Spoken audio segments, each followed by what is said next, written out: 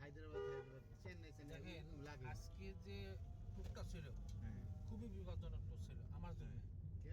আমাকে যদি আজকে আটকায় দিয়ে অন্য মামলা করতো আমার ওখানে আজকে জেলখানা থাকা লাগতো। কে? কারণ দেখেন কি চুরি করে আনছিলেন? শোনেন সিস্টেমটা কি হয়েছে, আমি এখান থেকে অ্যাপয়েন্টমেন্ট নিয়ে গেছি হলো চেন্নাই রেল হাসপাতালে। জি জি আমি ডাক্তারটা দেখাইছি, বুঝতে পারছি। এখন আমি চলে গেছি কোথায়, হায়দ্রাবাদ। কেন?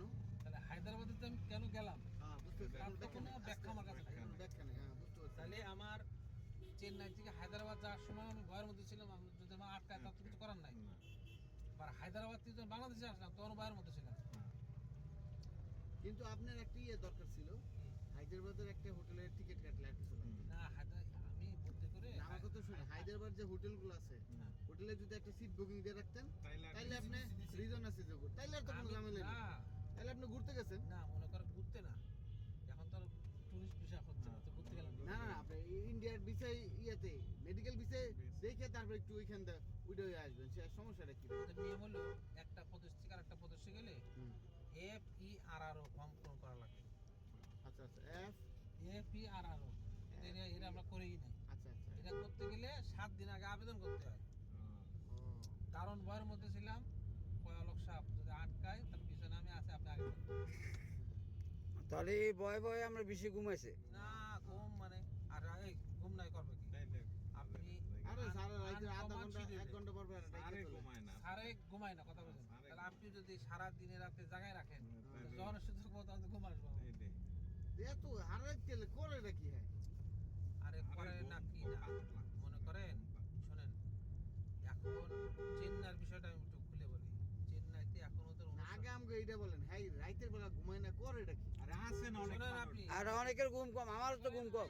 হোটেলে আছে 12টায়, হ্যাঁ সে ব্রাউন রাইস কিনবি, ব্রাউন রাইস। ব্রাউন রাইস এই ব্রাউন রাইস খুঁজতে খুঁজতে 3-4 ঘন্টা লেগে গেছে গা। পরে আসছি, আসার পরে তো হোটেল বন্ধ।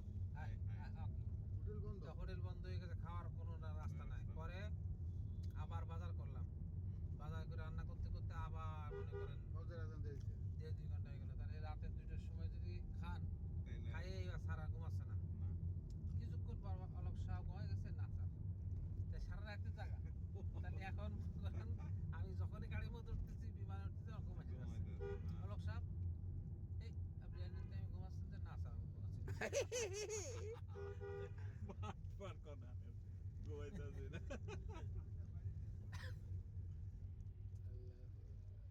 তবে স্যারকে আমি একটা রিকোয়েস্ট করলাম যে স্যার মোবাইল ফোনের ব্যবহারটা একটু কম করতে। অনেক করে, হ্যাঁ এই যে পরিমাণ মোবাইল চালায় রে ভাই। 24 ঘন্টার মধ্যে, আরে রে আমি জানি 24 ঘন্টায়।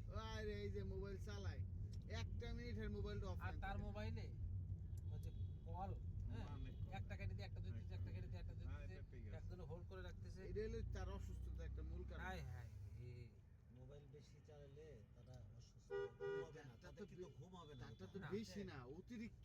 মোবাইল বেশি আর চালালে সব ফোন দিয়েছিল তার এই যে সমিতি হ্যাঁ, উত্তরা 12 নম্বর সেক্টর। High high. 12 নম্বর সেক্টর না? আমাদের টঙ্গীর থেকে ফোন তো স্যারের ফ্যামিলির মানে স্যার ওয়াইফ ছাড়া, ইসমাম ছাড়া কম মানুষের ফোন দিয়েছে। আর সব হলো এই হাই। এমন হয়েছে স্যারে ঘুমায় গেছে, ওর সামনে ধরেন তো মোবাইলটা, এই মোবাইলটা ধরে ওষুধ ধরেন, তাহলে ঘুমাতে পারবে না। হ্যাঁ আধা ঘন্টা 1 ঘন্টা। হ্যালো, আমি আর কয়দিন গেছে আপনি ঘুমানোর সময় মোবাইল বন্ধ করে দেন ঘুমালেন? না আরে ফোন সাইলেন্ট করা দেইনি। মূল সমস্যা হইলো সাইলেন্ট করা এই সকালবেলায় হয়েছে। ভোর 6টার সময় উঠাইছে, এই সারা গেলে দেখে ওই সারা রুটি খুঁজে আসি। আরে ভাই রুটি, ওরা রুটি বানায় বিকালে, আইতাছে তো মনে করেন 1 ঘন্টা করেছি, কোনো রুটি পাচ্ছি না। 45 কোথায় আইতাছে দোসা ছিল, হ্যাঁ রুটি বিকালে মানে সকালে রুটি সারা গেলে তাই সকালে ওরা- আইতাছে আয়া সকালে ওরা খায় হলো লুচি বামে আর বামে দোসা, বামে। বিকালে খায় হলো রুটি। বিকালে রুটি।